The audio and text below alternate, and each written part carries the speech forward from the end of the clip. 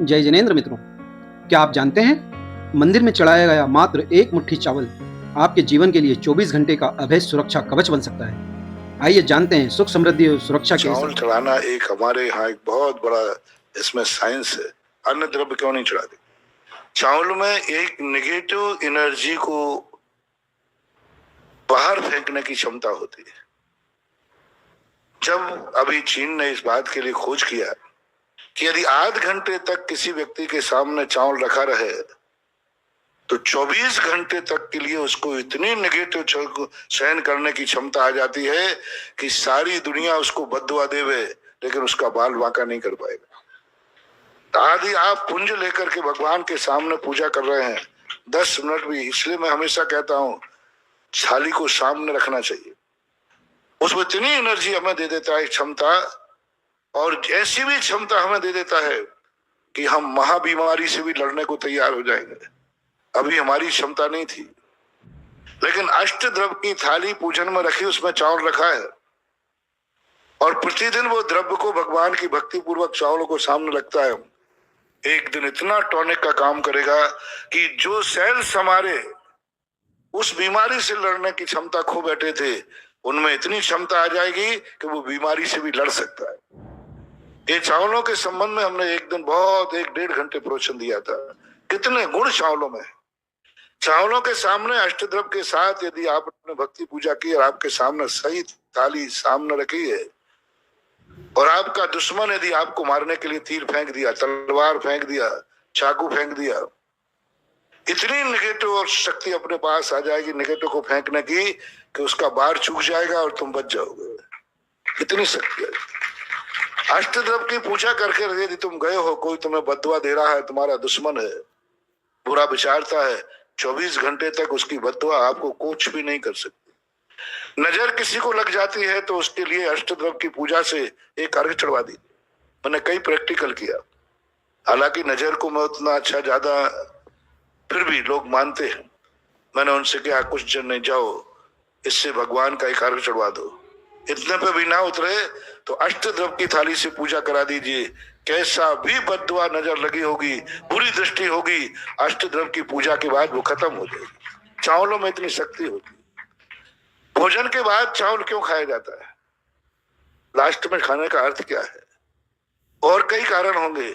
इसलिए कि हमने जो भोजन के अंदर लास्ट में चावल खाया है, ये हमें भोजन के बाद मुझे बाजार में जाना है, भोजन के बाद दुनिया में जाना है। कोई भी निगेटिव शक्तियां हमसे टकराएंगी तो अंत में खाया हुआ चावल हमारी जिंदगी को सुरक्षा करेगा। बहुत बड़ा इसका सिद्धांत। चावल में अन्न जैसे गेहूं आदि में ताकत नहीं है, मक्के दाने आदि में ताकत नहीं है, उनमें इतनी शक्ति नहीं है। जैसे दूध तो सभी होते हैं, लेकिन गाय का दूध अलग गुण वाला होता है। अनाज तो सभी हैं, लेकिन चावल का जो एनर्जी है वो एक अलग नेचर होता है। इसलिए भारतीय संस्कृति में हर संप्रदाय वाला पूजा में चावलों का प्रयोग करता है। जब भी किसी देव को सीमा बंधन किया जाता है तब श्रीफल नहीं फेंके जाते, चावल फेंके जाते। जब हर संप्रदाय के अंदर जब किसी सीमाओं का अपन बंधन करते हैं और बंधन करके कहते फलाना देवता फलानी सीमा को संभाले, वहां चावल फेंके जाते हैं। और जो अक्षत चावल है और पीले चावल है, इन दोनों का भी नेचर बहुत अलग अलग होता है। ऐसी शक्तियां जो हमारे जीवन में विनाश करने के लिए आई हैं तो उसके लिए हमारे लिए अक्षत काम करेगा। ऐसी शक्तियां जो हमारी हितैषी बनकर के हमारा विनाश करने आई हैं, मतलब दुश्मन बन के नहीं, मायाचारी छठ कपट बन करके। एक तो आता है सीधा दुश्मन बन के, और एक आया है छद्मवेश में, तो पुष्प उससे रक्षा करता है। पुष्प के अंदर एक क्षमता होती है कि कोई बैरी यदि हमें कितना भी लुहावना लेकर के आवे, कितना भी परिणाम लेके आवे, यदि हमने अपनी मुट्ठी में अपने हाथ से पुष्पों को सामने रखा है तो वो फैल हो जाएगा। उसकी मायाचारी, उसका जो छल कपट है वो प्रकट हो जाएगा, तुम बच जाओगे, तुम्हें पकड़ में आ जाएगा। इसलिए इन अष्टद्रव्यों का, पुष्प और चावलों का एक असाधारण गुण होता है जो आज बहुत बड़ा वैज्ञानिक लोग इस पर बहुत शोध कर रहे हैं। दीपक जी शास्त्री, इंद्रगढ़ पाठशाला शिक्षक और तैयारेंगे श्रीमती सरिता जी खुरई। पिछले एक बार मैंने कहा था कि आप लोग मंदिर खाली हाथ मत आया करो। ये चावल भगवान के लिए नहीं चढ़ाए जा रहे हैं।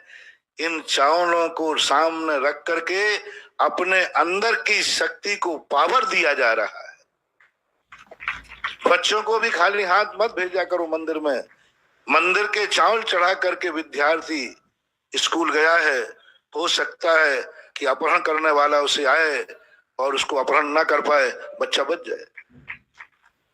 बच्चे को लिए महिलाओं को भी अपने हाथ में खाली हाथ मंदिर नहीं आना चाहिए चावल लेकर, क्योंकि सबसे ज्यादा समय तक आपके सामने चावल रखा रहेगा तो पूजा के समय, अर्घ के समय।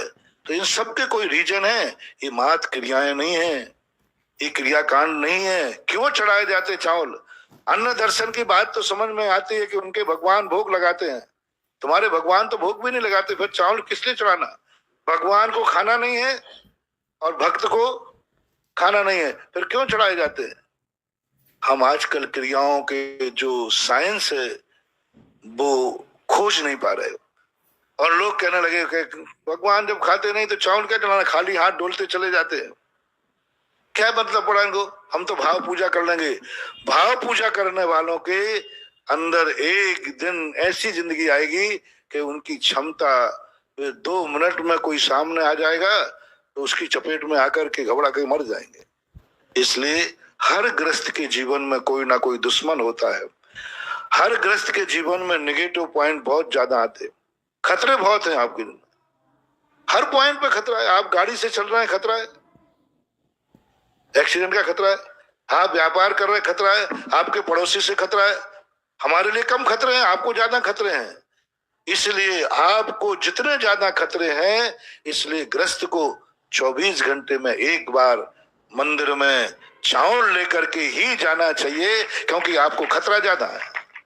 हम लोगों को ज्यादा खतरे नहीं है, और है भी तो उन खतरों को हम खतरा मानते नहीं है। वो तो मुझे अपन लोगों को निर्जरा के कारण बन जाते, इसलिए हम लोगों को जरूरत नहीं है। आपको जरूरत है चावल की।